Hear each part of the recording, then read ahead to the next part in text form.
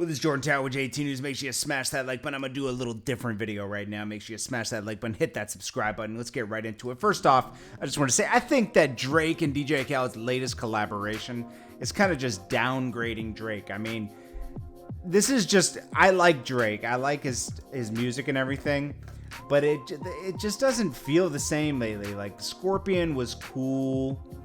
It wasn't the best album ever. And, you know, if you're a Drake fan, I'm sorry, okay? There was a couple good songs on Scorpion. It didn't have to be a double album. It could have been one album. It would have been better as one album.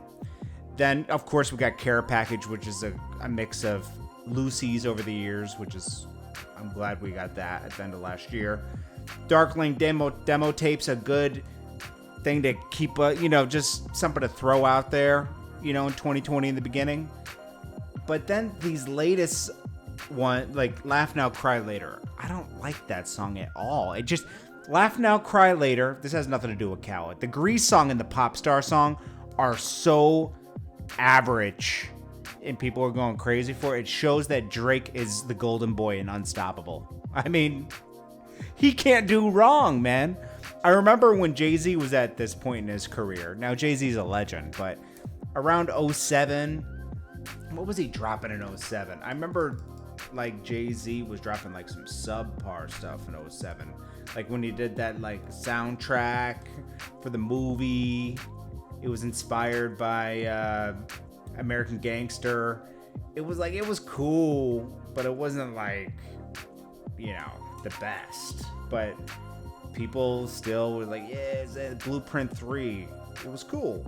It was good. I mean, you know, there was some great songs on there, but it wasn't his best work, you know?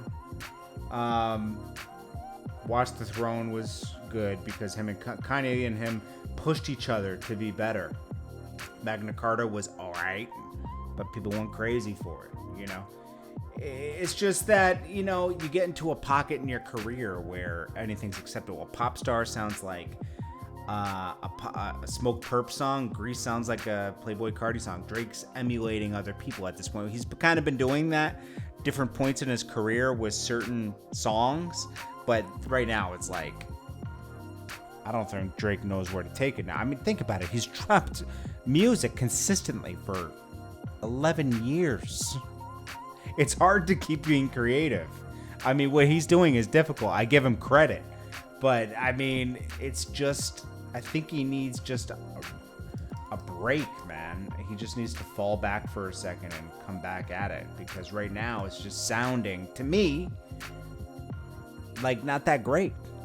And I always was, like, I think Views was probably like the last album where I was like, okay, that's pretty good.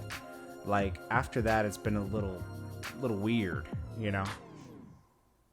Drake's missing. People say he can't miss. He's missing right now. Then we got TI, and TI has a positive message for people, but he didn't follow through on it.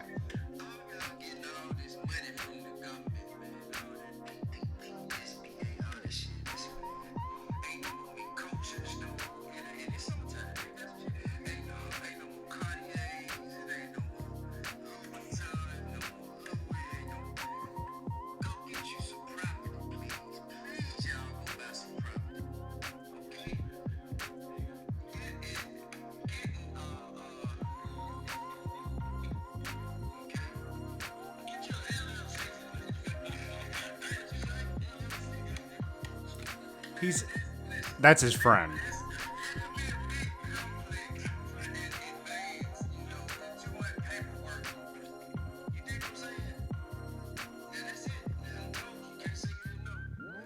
Okay, so he said it's too complex to get it's easier to get an LLC than it is to get a piece of land. I'll break it down for you right now, because this is where he didn't follow through. It's easy to go to, hey man, go out there and do this. It's easy to do that. Now, he's good at pointing people, hey, don't use any extra money you're getting. And say so a lot of people have made like an extra 10 grand, maybe more than they're used to making. Okay. With that $10,000, first of all, there's no guarantee property is going to go up in value. you'd have to really like do your research on the area. If you feel like there's development going to be going on in your area, or maybe they did a program to boost up a certain area. I forget what they call that, but it's definitely like they have programs in certain cities to boost a program, to boost the area. To boost area. What's that called? I forget what it's called. Anyways, what happens is you can get an FHA loan. So I'll link it below. An FHA loan it's a federal housing administration to promote buying property. So, TI's like you can just buy a piece of land or anything. It's not that easy. Just because you got an extra 10 grand, you can't buy it cash. And then also remember, when you buy something, you got to pay taxes on it every year. Property tax. Okay? Just remember that. Okay? It's not free once you own it. Land isn't free in this country, period. So an FHA loan allows you to put down less money. Okay? You can put down as little as 3.5% of the property. Okay, so say the house was let's go low, 150, because that's what somebody would really want to put that down. So let's see, how much would it be? $5,250 would be your down payment, and then you got closing costs, right? Closing costs are usually a couple grand. All right. That's for paperwork, inspections, all that kind of stuff. And you'll get an interest rate and everything, but they allow you to have more debt. See, when you go into a bank, you have to have a certain debt ratio. Okay. And I'm going to link you to a site where you can read about this. But the benefits of an FHA loan by the government is it allows a 3.5% down payment. The negative side, first of all, just so you know up front, you're going to have to pay an extra insurance for having a low down payment because you're riskier, because if you default, they got to take the property and sell it at, at a cheaper price, So you're going to have to pay this extra insurance on top of regular insurance. It's like an extra $100 a month. But it does allow you to keep more money in your pocket, and it allows you to get a hold of this property faster because you don't need a 20% typical down payment. So 3.5% minimum down payment. And you can get 100% of the funds for the down payment and closing costs as a gift. So someone can give it to you. A lot of banks won't let that. You have to have the money in your account. It has to be vested, meaning it has to have been there and come from somewhere with a paper trail. An FHA loan allows you to get it as a gift. You have a higher debt to income ratio, which means that your debt to income, DTI, it compares your debt payments and your before tax income. So if you have credit cards, the minimum down payment, $35. If you have a car payment of $200, that all gets deducted from your money. So say you earn $4,000 a month or $5,000 a month, they're going to start deducting. So say your mortgage would be $1,500 to $2,000. They're going to see if you can afford it. They want you to, an FHA maximum are 43% of gross income for housing costs and other monthly obligations like credit cards, student loans, etc. So it allows you to have more debt, meaning car loans, credit card debt, student debt. So that's good. It won't. Let's see, Ellie Mae, FHA was 44%. So you're going to have to read through this stuff because it's different. I'm used to just a regular loan, but FHA loans, and they also accept low credit scores at FHA loans. You can have a 580 to 500 credit score, which is really low. And, it's not sometimes just life, man.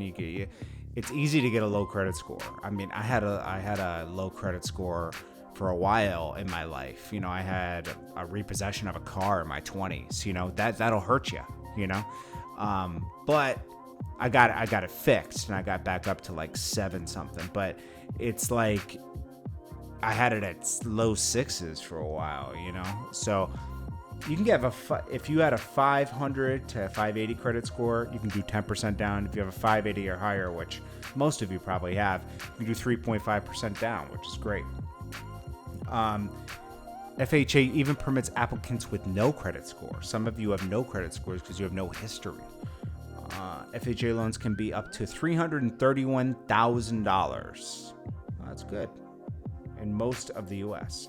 FHA also allows extended loan size. Let's see. So you can get a decent piece of property with an FHA loan, which is a government program. So check it out. I'll put the link below. This is just a guide to FHA loans, and it'll teach you more. Also, go to nerdwallet.com. That's a good place to just learn about loans, period. But I'll just put you onto this site. It just breaks down an FHA loan, and this is what TI didn't do. He didn't follow through of how you could get a property. There is a lot of paperwork involved. They're gonna ask a lot of stuff, like, you know, bank records and all that kind of stuff. It's a tedious, long process to get a loan, period. And I'm sure there's more paperwork with an FHA loan because you're paying more money. But it's a way for you to own property.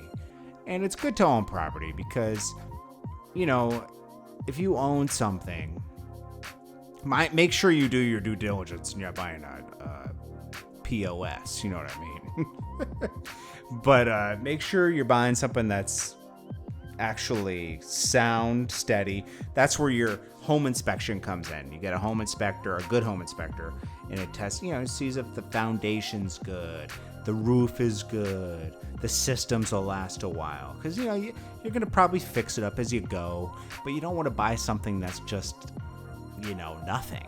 You know, you want to be able to live there.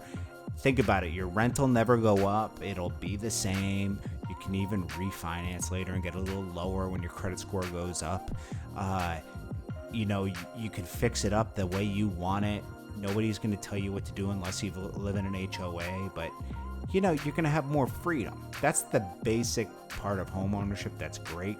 You have more freedom. It's yours, you know. Yours in the banks. But, you know, they're going to...